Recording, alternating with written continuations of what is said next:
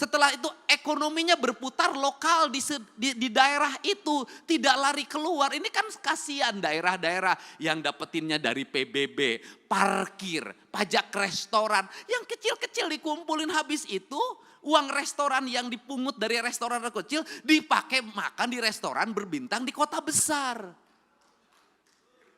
Ini harus segera dibenahin kalau negeri ini ingin baik. Nah, kelemahan dari DPRD, provinsi dan kabupaten tidak bisa membuat aturan sendiri.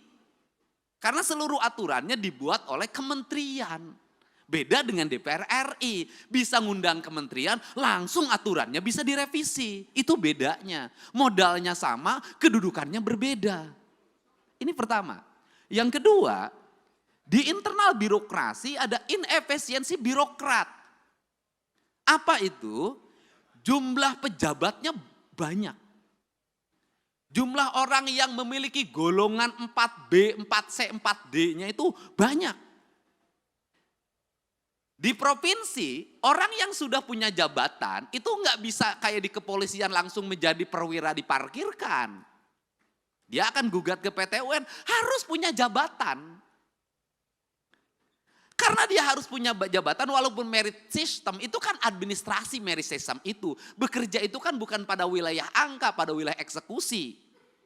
Nah akhirnya di hampir semua pemerintah daerah itu memiliki struktur jabatan yang sangat banyak. Memiliki jumlah penjabat yang sangat gemuk. Kemudian juga sistem pengelolaan birokrasinya tunjangan terhadap pegawainya adalah tunjangan kinerja. Ini inefisiensi keuangan yang sangat luar biasa. Itu terambil dana untuk pembangunan, untuk itu sangat besar hampir 60%. Dan yang paling utama adalah hari ini kita harus tahu semua orang bahagia lewat apa? Laporan administratif yang bersifat digital. Akhirnya tukin-tukin itu hanya ditukerin dengan foto, dengan video. Tukin dengan foto dan video yang tidak berbasis praktis dan kebutuhan publik itu memiliki dampak yang luas terhadap rendahnya layanan birokrasi. Nah, kalau bicara rendahnya layanan birokrasi, apa sih yang dituntut oleh masyarakat terhadap pejabat publik? Ceritanya itu tidak panjang mereka itu. Satu, mereka pasti bercerita pengen punya jalan yang baik.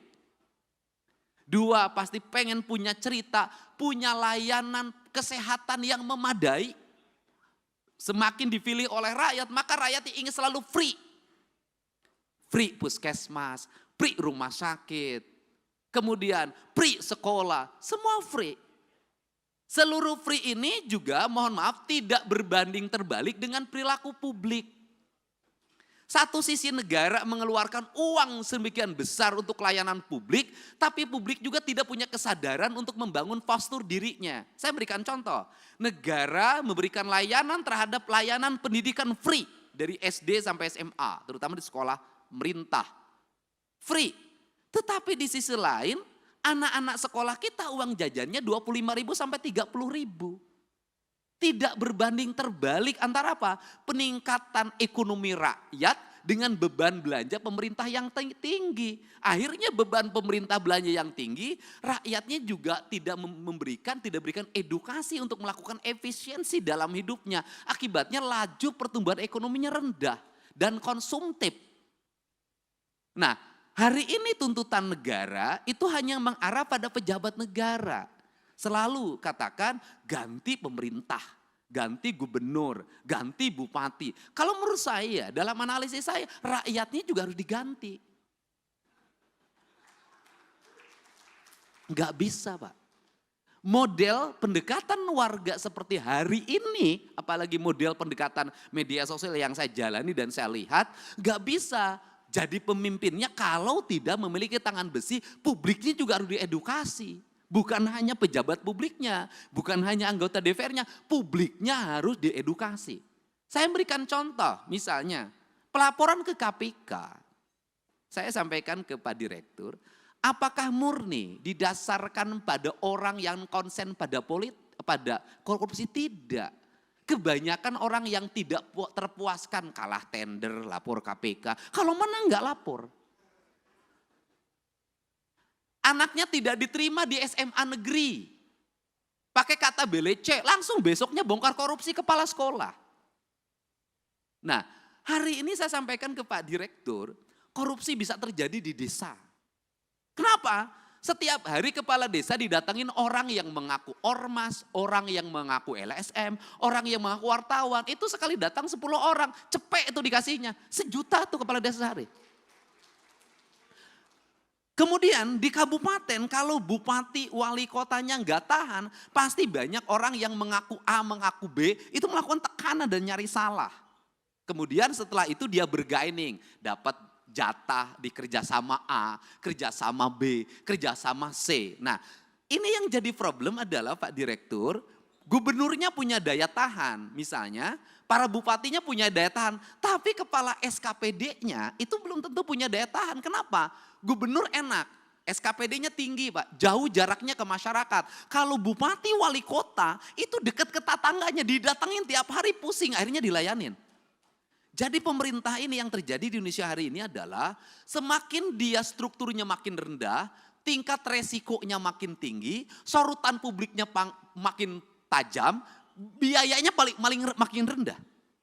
Sehingga ini problem yang harus segera dibenahi. Untuk itu terakhir, apa sih sebenarnya solusi dari ini semua untuk membalik branding publik kemudian agar terarah? Tidak ada jalan lain bagi pemerintah untuk memanfaatkan platform media sosial secara terbuka.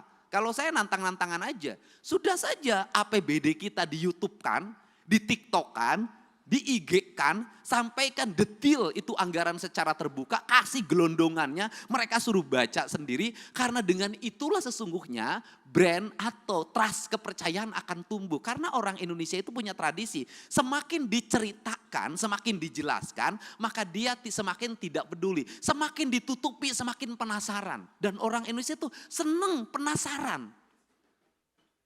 Semakin ditutupi, itu semakin penasaran, semakin diintip.